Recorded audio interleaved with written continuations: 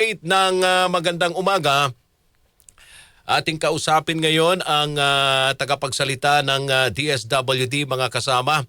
Ito'y para humingi tayo ng update kung kumusta na yung pagbibigay ng ayuda sa mga tricycle driver. Tapos na ba lahat? Opo, kailan? Sabi April 2, no? April 6. Ang schedule naman sa pamamahagi ng ayuda sa mga PUB drivers. Nasa linya po natin ngayon si ASEC Irene Dumlao, tagapagsalita ng DSWD. ASEC, good morning! Ay, Sir Rod, magandang umaga. Magandang umaga din sa lahat ng sumusubaybay ng inyong pong programa. Opo, naibigay na po ba lahat sa mga tricycle driver ang ayuda, ASEC? Well, after 4 days po of payout activities ay mahigit 98,000 na mga tricycle drivers dito po sa Kamaynilaan ang nakatanggap ng 5,000 financial assistance mula po sa DSWD. Opo, yung binabanggit na special payout dahil may mga hindi natanggap po na ayuda, yung ilang mga tricycle driver, kailan ho ang nais nyo pong gawin dito? Yes, yung pong mga special payouts po natin, gagawin natin this week.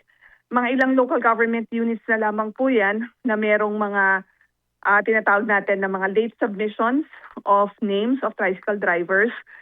And meron din po kasi yung mga tricycle drivers na hindi po nakapunta doon sa kanilang mga designated payout schedules. Kaya sila po yung i-accommodate natin sa ating special payouts this week. This time dito sa special payouts na gagawin po ng DSWD, sinisiguro nyo po ba na makukuha na po nila lahat yung ayuda? Opo, Sir Rod, kasi yan po ang utos ng Pangulong Marcos Jr. Na yung pong mga tricycle drivers natin, itong mga vulnerableng sektor na ito, ay matulungan natin na maibsan yung kanilang mga suliranin, bunsod nga po ng pagtaas ng presyo ng petrolyo. Kaya kami po puspusan ng aming koordinasyon with the local government units nang sa gayon yung mga remaining unserved tricycle drivers ay mabahaginan po natin nitong 5,000 pisong cash assistance. Opo, ASEC, so sinisiguro ninyo itong linggong ito tapos na no yung rollout ng pagbibigay ng ayuda sa mga tricycle driver for Metro Manila. Yes, definitely, Sir Rod, kasi ngayong linggo rin, actually bukas, mag-umpisa naman tayo mag-provide ng assistance dun sa mga TNTS drivers. And then on Wednesday, yung mga jeepney drivers. Thursday, Friday sa mga service delivery riders naman. And then Saturday sa mga MC taxi drivers. Kaya kinakailangan na matapos natin lahat itong mga tricycle drivers because after National Capital Region, ay lalabas naman po tayo ng Kamaynilaan after Holy Week. So, dapat talaga matapos natin dito sa National Capital Region. Okay. Anong unang riyon ang target po ninyo after Holy Week sa pagbibigay naman ng ayuda outside Metro Manila at South Luzon? Actually, tinitignan natin, Sir Rod, yung mga mega regions. Halimbawa, Metro Davao, Metro Cebu, yun yung mga tinitignan natin kasi from our coordination with our field offices, ito yung malalaki, yung bilang din ng mga tricycle drivers at ng mga jeepney drivers. Kaya nga tayo ay nagkipagpulong na sa ating pong mga field offices last week nang sa gayon makuha natin yung bilang para matukoy natin saan tayo unang makakapag-provide ng tulong. Opo, ASEC, linawin ko lang kasi sa nabasa kong balita kanina, 10,000 para sa mga jeepney driver. Tama ho ba? 5,000 muna sa DSWD, 5,000 para sa fuel subsidy. Well, para po sa yung dun sa fuel subsidy, yan ay hiwalay po na ipro-provide ng DOTR. Basta kami po sa DSWD, ang ipino-provide namin ay 5,000 pesos under our assistance to individuals in crisis situation. Opo. May binabanggit para sa mga modern jeepneys, 10,000 sa DOTR. Pero may matatanggap din po ba sila itong nasa modern jeep na 5,000 mula sa DSWD? Basta Sir Rod, ang bibigyan po natin ng 5,000 pesos from DSWD ay yung kabilang doon po sa listahan na binigay po sa amin ng LTFRB. Actually, LTFRB po yung nag-consolidate ng mga drivers and then ipinasa po sa DSWD for our deduplication process and then sila po yung ating pong bibigyan nga ng tulong. Actually, yung binigay po sa amin ng LTFRB na listahan ay nasa more than 21,000 po yung jeepney drivers. That's for Metro Manila only. That's for Metro Manila only, Sir Rod. Okay. Opo. For jeepney drivers. Pero hindi nakasaad doon kung traditional o modern ang minamaneho Yes, nila. actually, tama po. Doon sa payroll po, no, hindi na po nakakwalify kung ano po sila, traditional o modern. Basta po, ang malinaw dito, yung list ay ipinasa po sa amin ng LTFRB. Opo. Humihingi din ng paglilinaw, ASEC, itong mga food delivery riders. Okay. Sila ho ba'y kasama din sa pagbibigay ng ayuda? Kasama po sila, Sir Rod. Nandun po sila sa mga service delivery drivers na isuserve po natin ng Thursday and Friday. Opo. Pero nakarating na ho ba sa inyo pong tanggapan, ASEC, yung kanilang yung gusto nilang humingi ng paglilinaw mula sa DSWD sa kung paano ho daw yung distribution ng cash assistance sa kanila because etong mga delivery riders naman, wala po silang informal working arrangements sa kanilang etong pinapasukan po o siniservisyohan o tawag ba doon sa app na kanilang kung saan sila connected.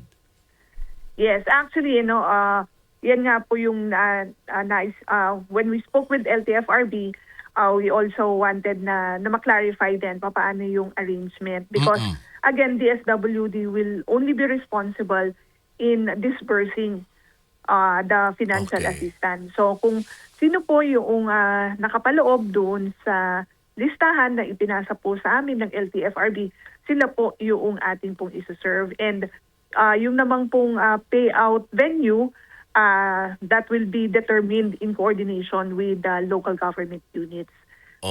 Kaya po kasama natin ang LGU sa pag-disseminate ng information kung saan po magtutungo itong mga delivery riders po natin on Thursday and Friday. Okay.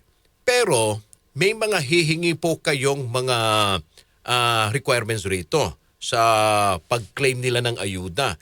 Sa mga food delivery riders, ano bang dapat nilang ipresenta, ipakita bago nila makuha, ma'am? Oo. Pag pumunta na po sila sa mga payout sites ng DSWD, ang dadalhin lamang po nila ay yung kanilang lisensya, valid driver's license at photocopy po nito. Yun lang po ang hihingin ng DSWD mula po sa kanila. Sa mga food delivery riders, lisensya lang po. Opo, kasi nga po, the list has already been verified by the LTFRB prior to the submission of the list to DSWD. Okay. Yung lisensya to prove na talagang sila yung nandun sa listahan. Yes, Sir Rod. Kasi again, ang main responsibility na lamang po ni DSWD is to release the 5,000 financial assistance. So again, we are confident that the list that has been forwarded to the department has been fully validated, verified by the LTFRB. All right. Okay, kasi yun nga, siguro ang iniisip nila, baka wala silang listahan, 'di ba, na nakuha from dito sa kanilang app na konektado, no, yung serbisyo nila. Well, pero gaya na binabanggit, kayo ho yung pagpapatupad. Yes, Okay. tama po. And Pagpapatupad. actually, yung listahan din pala na binigay ng LTFRB sa amin, sinasubject namin yan to deduplication process. Yung ibig sabihin, cross-match din po natin sa ibang mga listahan ng mga drivers to ensure na wala namang pong duplicate entries. And kung meron naman pong may mga magkapangalan, ma-verify po namin if if these are two unique individuals. Kasi marami po sa atin magkakapangalan pero nagkakaiba na lamang po doon sa kanilang middle name and doon sa birth date. Opo. Pero may hawak na po kayong listahan ito mga food delivery riders, ma'am. Meron na po, Sir Rod. Meron na pong na-forward po atin ang LTFRB. Oo. May numbers ho ba kayo kung ilan ho? Yes, for the delivery services, ang nasa clean list po namin ay mahigit 137,000 po Okay. na drivers dito sa Kabaynilan. 5,000 yan silang makukuha dyan. Yes, lahat po sila. Itong more than 137,000 drivers na ito makakatanggap po ng tig 5,000 piso. Okay. Panghuli na lang ma'am, no? Etong mga mangingisda natin at saka magsasaka, mayroon din po bang ayuda from DSWD bukod sa fuel subsidy na may makukuha po sila mula sa DA? Po. Sa amin po, hindi kasi natin tinitingnan na per sector, Okay. Sir Rod. In fact, ito nga mga drivers, ang tingin natin sa kanila, ang treatment natin sa kanila As as individuals in Okay. crisis situation. Not really as drivers. Kasi, again, tinitingnan natin yung pong mga pangangailangan ng sektor na ito at yung crisis na kinakaharap po nila. So, halimbawa po, meron namang pong mga farmers or fisher folks na talaga namang in crisis situation. Ang DSWD naman po ay bukas din na tulungan sila under our AIX program, subject of course to assessment of our social workers. But we understand that the DA will also be providing assistance to them. Opo, pero sa ngayon hindi sila kasama sa listahan po ng DSWD. Sa isinasagawa po natin na pagtulong ngayon, again, Sir Rod, linawin ko, pwede pa rin kasi na may mga farmers na magtungo sa ating pong mga crisis intervention unit at makita na talaga namang in crisis situation, natutulungan din po natin. But at present, hindi po muna natin, kumbaga parang sinisektor hindi tayo nagpo-provide ng assistance per sector. Oo. Yung mga driver lang muna. Again, because they are in crisis situation, talagang sila po yung nakita natin na pinaka-apektado po ng pagtaas ng presyo ng petrolyo. Sa katunayan, Sir Rod, nung kami Opo. po ay umiikot ni Secretary at kinukumusta itong mga drivers, sabi po nila, kung dati-dati may naiuwi sila na 600, 700 pesos, ngayon kalahati na lang po at sometimes less than half yung pong naiuwi nila at pinagkakasa yan para sa pangangailangan ng pamilya. So, yun pa lang po nakikita natin na talagang in crisis situation kasi yung pangangailangan para sa pagkain, sa pag-aaral ng bata ay hindi na po na-i-provide, hindi na po nagkakasa o hindi na po natutustusan nung naiuwi po nilang kita sa pang-araw-araw. Ayun. Alright. Sec, maraming salamat po sa inyong oras at panahon. Mabuhay po kayo. Mabuhay ang Maraming DSWD. salamat din po, Sir Rod, sa pagkakataon. Magandang umaga po sa inyo. Good morning. DSWD spokesperson